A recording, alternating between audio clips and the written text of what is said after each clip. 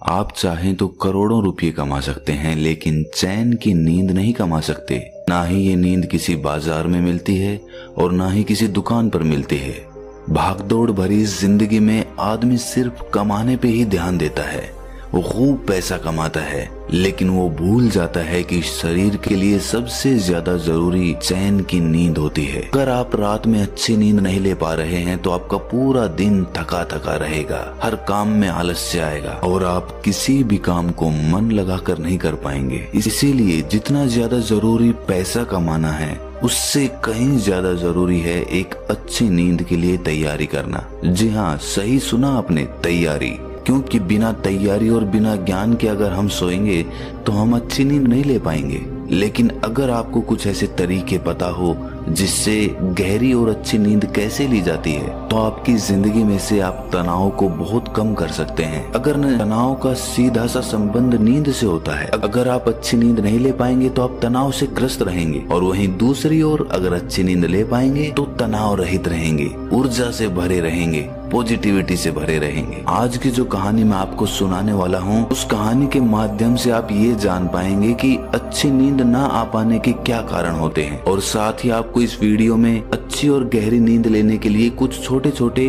और यौगिक उपाय बताए जाएंगे। इससे पहले कि आप इस कहानी में खो जाएं, इस चैनल को सब्सक्राइब जरूर कर लें। तो चलिए कहानी शुरू करते हैं। एक बार की बात है, एक बहुत बड़ा व्यापारी एक बौद्ध भिक्षु के पास आकर कहता है कि गुरुवर, मैंने अपने जीवन में बहुत धन कमाया, सारी भौतिक सुख संपत्ति मेरे पास है, लेकिन फिर भी मैं रात में चैन की नींद नहीं सो पाता हूँ।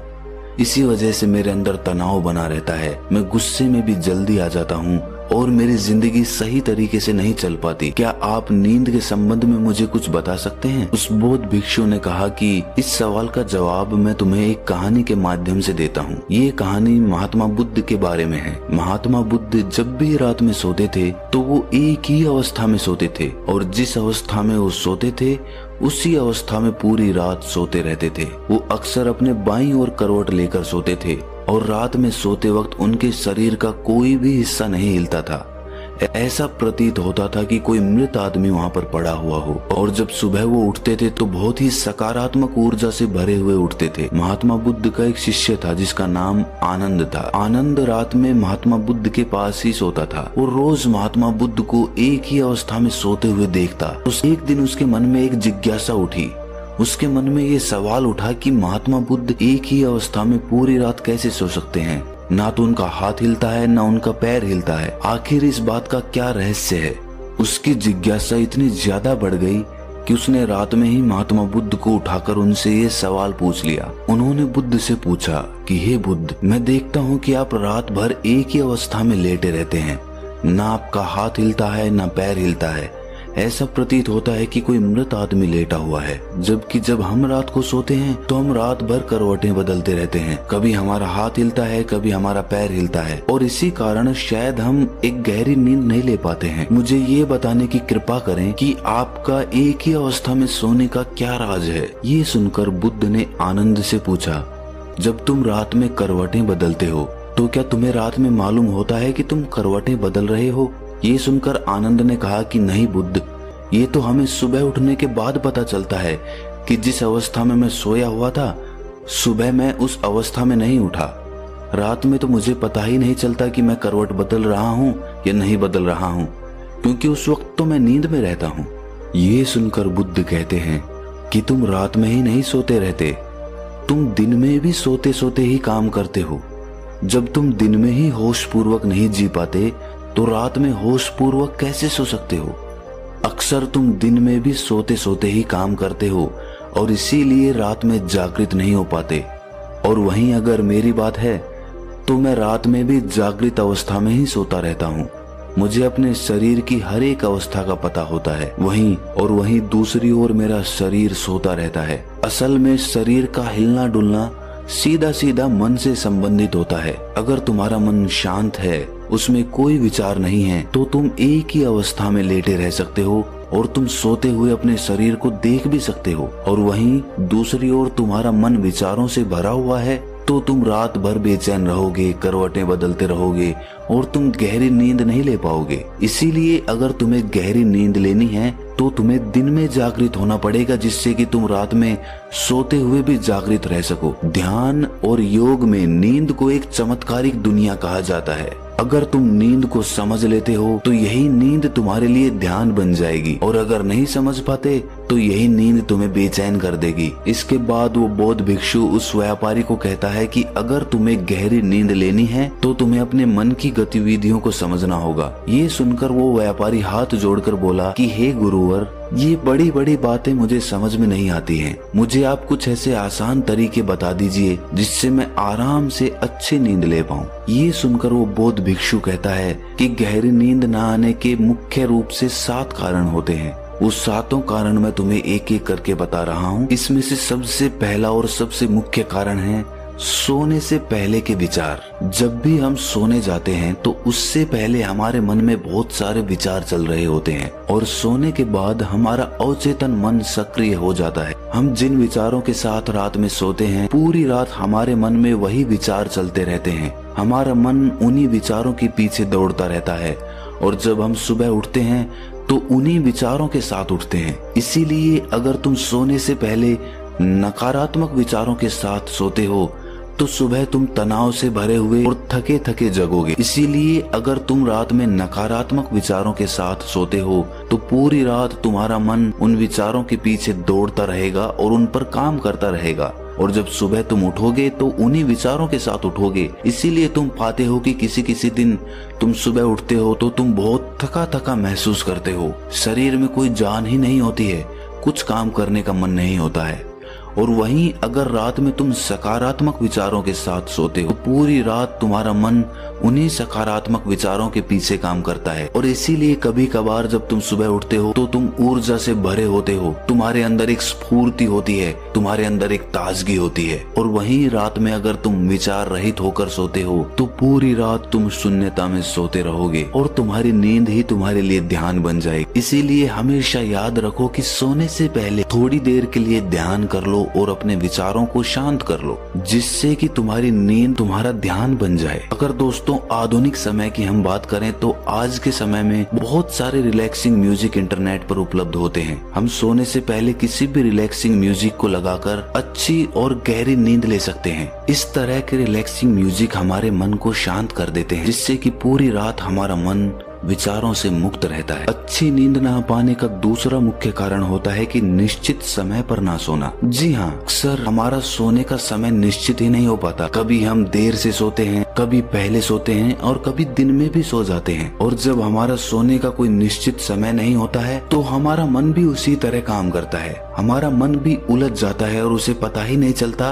कि इसे कब सोना है और कब नहीं सोना है। इसीलिए अगर हम सोने का कोई निश्चित समय निर्धारित कर लें तो हमारे मन में सीधी यही जानकारी जाएगी कि ये समय सोने का समय है, और उसके बाद ये धीरे धीरे मन की आदत बन जाएगी, और वो समय होते ही हम अपने आप गहरी नींद में जाने लग जाएंगे। गहरी नींद न आने का तीसरा मुख्य कारण है बिस्तर पर दूसरे काम करना। जो हमारा शयन कक्ष होता है, यानी सोने का कमरा होता है, वो सोने के लिए ही बना होता है। जिस बिस्तर पर भी हम सोते हैं वो बिस्तर सोने के लिए ही इस्तेमाल किया जाना चाहिए, लेकिन अक्सर उसी बिस्तर पर हम बैठकर भोजन कर लेते हैं, उसी बिस्तर पर बैठकर टीवी देखते हैं, उसी बिस्तर पर बैठकर गप्पे लड़ाते रहते हैं। इससे मन को एक स्पष्ट जानकारी नहीं मिल पाती कि ये बिस्तर किस काम के लिए बना हुआ है। अगर हमारे मन के पास सटीक जानकारी होगी कि ये बिस्तर, ये शयन कक्ष सोने के लिए बना हुआ है, तो उस बिस्तर पर लेटते ही हमें गहरी नींद का अनुभव होने लगेगा।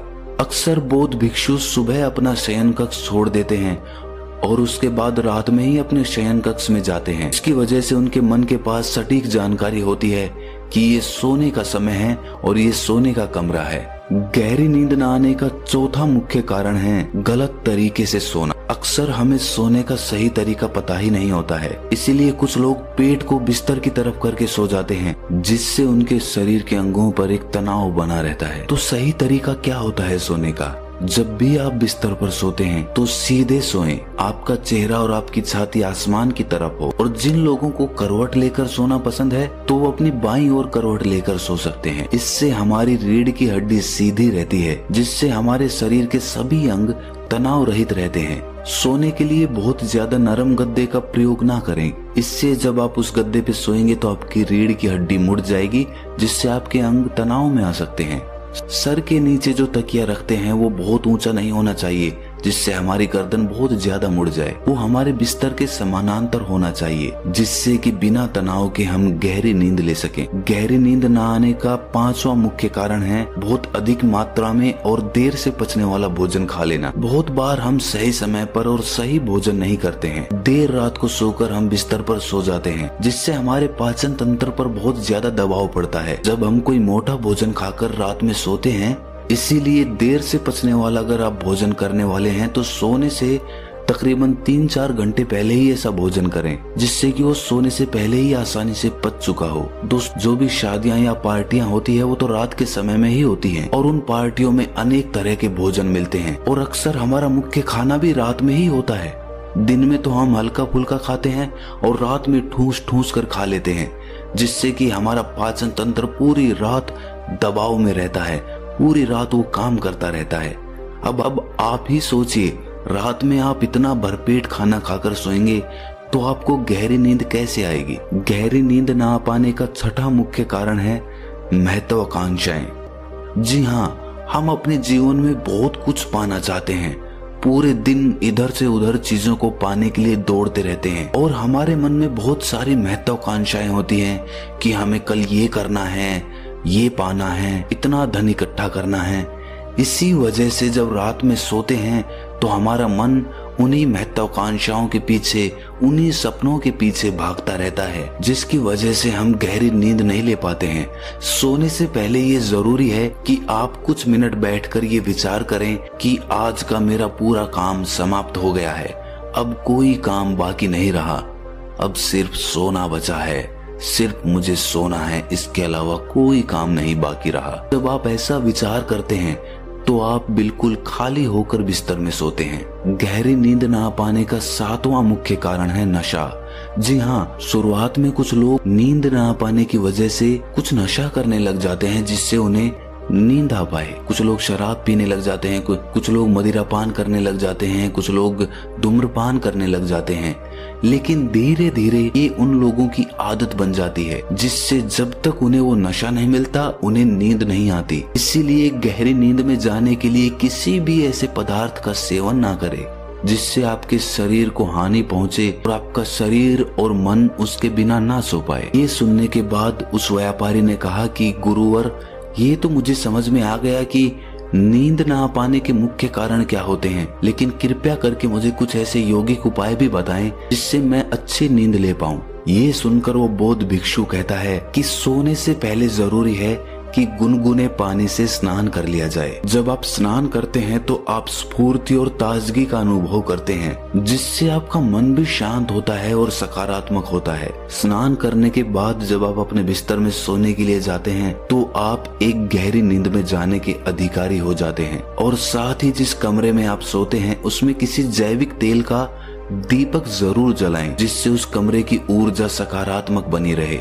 जब हम अपने कमरे में कोई दीपक जलाते हैं तो उसी प्रकार हमारे मन में भी धीरे धीरे एक दीपक का, एक प्रकाश का उदय होने लगता है। और साथ ही सोने से पहले तुम ध्यान कर सकते हो, जिससे तुम्हारा मन विचार मुक्त हो जाएगा और तुम पूरी रात बिना विचारों के और बिना सपनों के आराम से सो सकते हो। इसी के साथ सोने से पहले तुम कुछ व्यायाम भी कर सकते हो। और सोने से पहले जरूरी है कि सारा काम खत्म कर लिया जाए, ताकि मन को ये तसल्ली रहे कि मेरा सारा काम पूरा हो चुका है। अगर बिस्तर में सोएं तो सीधा सोएं या दाईं ओर करवट लेकर सोएं। तो ये कुछ मुख्य उपाय थे जिससे तुम गहरी नींद ले सकते हो। तो दोस्तों, कैसी लगी आपको ये कहानी कमेंट सेक्शन में जरूर बताना, और अच्छी लगी तो इस चैनल को सब्सक्राइब जरूर कर लेना।